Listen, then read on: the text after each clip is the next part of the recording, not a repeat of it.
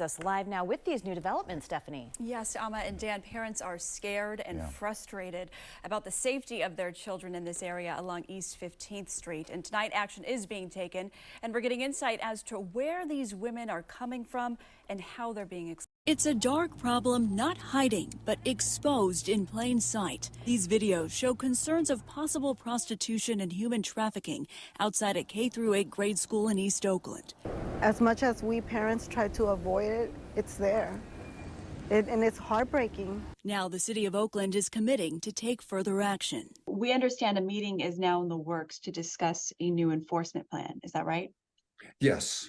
But I will state, for the public, for the record, that, we have a greater cooperation from the FBI. Sources confirmed to the I-Team the FBI picked up a 13-year-old girl along East 15th Street in Oakland just last week. There comes a girl right there. We drove with Councilman Noel Gallo through the area, where he says up to 20 young women, often scantily dressed, walk along this street every day. He says sometimes even pimps are blocking the driveways.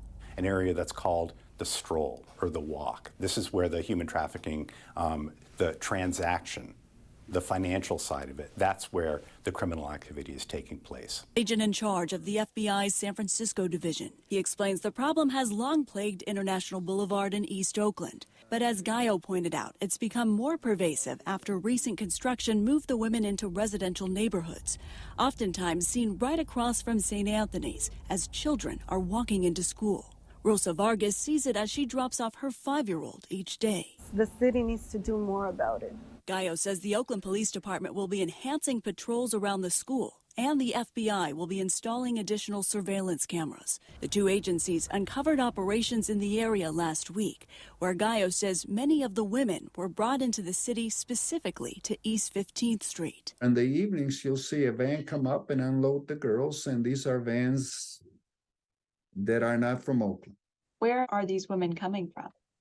Well, one time that I was out on the street with the police on a ride along, I saw the van pulled up and they had license plates from Nevada. I saw, 5, 6 girls get out of the van. Gallo says the vans typically have out-of-state license plates. They arrive early in the morning and leave around 8 in the evening. In the evening, I saw them all get back in the van and drive on, and we followed them and got on the freeway and went on. Investigators say some of the suspected trafficking along East 15th Street may be gang-related. How many degrees of separation are there between the trafficker and the victim and the individual in charge of the operation? Usually the trafficker and the person in charge are one and the same. Because this crime depends so much on personal relationships, really between the... It's National Human Trafficking Awareness Day. We're putting the spotlight on an issue that continues to impact Black and brown communities. About 400,000 people are currently living in some sort of modern-day slavery. UNITAS, it's an international humanitarian organization, they reported those figures. And Black women and girls are disproportionately targeted. PNC's Jamise Price, she's live in New Orleans, where U.S. Marshals recently conducted a massive operation to stop human trafficking there. Jamise, tell us what you know.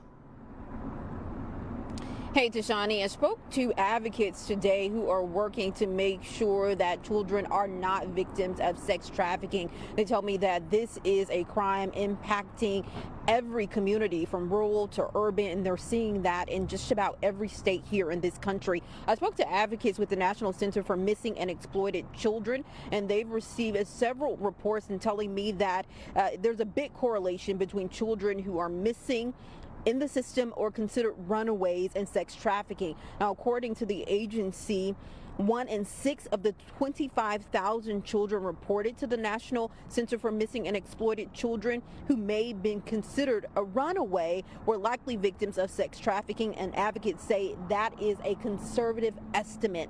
Last year, they received 17,000 reports of sex trafficking, and those are only the cases that were reported to them. So child and youth victims of human trafficking, it may be hard to recognize and is considered a crime that's happening in plain sight, but those advocates say there are some red flags: kids who are not attending schools, signs of physical abuse, and if you are asking them a question, it sounds scripted or rehearsed. Those may be some of the red flags. And of course, if you think anything is going on, you may have any information, whether it's a very small piece of information, they still want to hear from you. So make sure you are letting your law enforcement agencies in your community know exactly what you may know, because that could help them in curbing child sex trafficking in your community. Because again, these advocates say we are seeing it more, and they also said that the numbers are rising during this COVID pandemic. So that's something also to keep in consideration as we continue this conversation today. Tashani? Yeah, Janice, a much needed conversation. Thank you for. Can you tell me a little bit about your day today? You wake up and then what happens? Wake up, make sure my sons are in school, and then drive all over creation, looking at these young, pretty girls. You go anywhere and crack the female. Anywhere. Those dishes. Train station. Instagram. Facebook. County jail. All identities. First comes the seduction. Then comes the reality.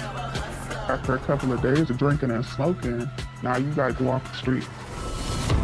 This is a story about pimps, how they work, how they think, and what they'll do to grab their share of the billion-dollar market for illicit sex in America. Out here, in these streets, you're either a predator or you're a prey. You're either a sheep or you're a wolf. I'm not saying what I do is right, but I'm a wolf out here to survive on these streets, because I'm not gonna be no sheep.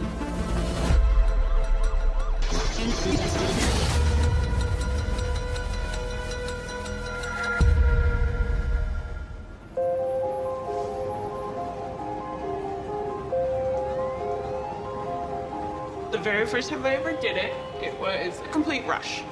And then you just kind of start to get used to it. What is it like when you're out there? It's cold. It's really cold. This is a good amount of clothes. We've seen girls out there in just like a bra and underwear. In the winter? In the winter, in the rain. A lot of them can't leave until they're told that they can come back in. By their pimps? Yeah, pimps. Is it dangerous? Oh, it's extremely dangerous. Vehicles pull up to us that you don't know if they're just gonna roll by and just start shooting at you. Like a rival pimp that you're working for someone and that's technically their enemy. So instead of going after the pimp, they're gonna go after the girls. How often are you approached by pimps?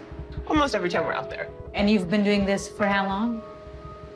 I've been doing this for around 3 years.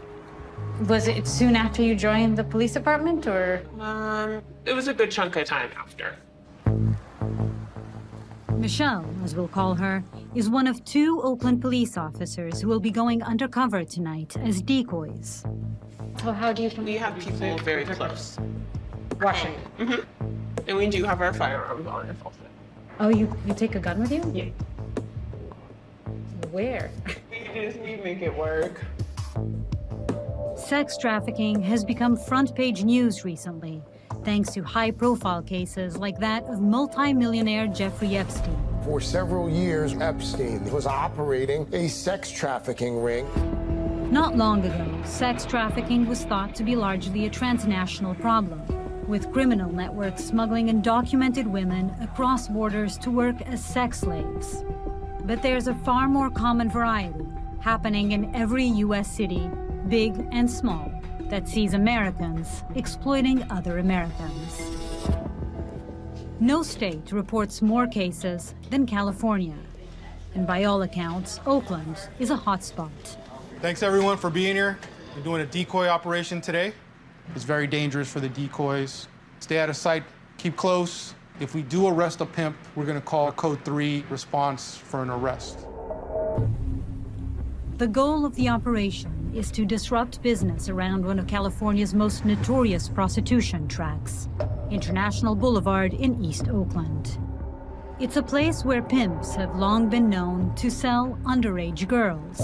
You guys used to go after mainly the women working on the streets, and you've since shifted and are now going after the traffickers and the Johns, the demand as well. When did that happen? October of last year. Yeah. Just October of last year? Yeah. Pretty recent. Yes, change. Pretty recent change. And we want to target what's fueling the demand here in Oakland. We want to go after the exploiters, the ones that are victimizing our young women. So by attacking the demand and making people know that Oakland's not a place that's going to tolerate forcing people into prostitution. They usually swoop up onto the corner really fast.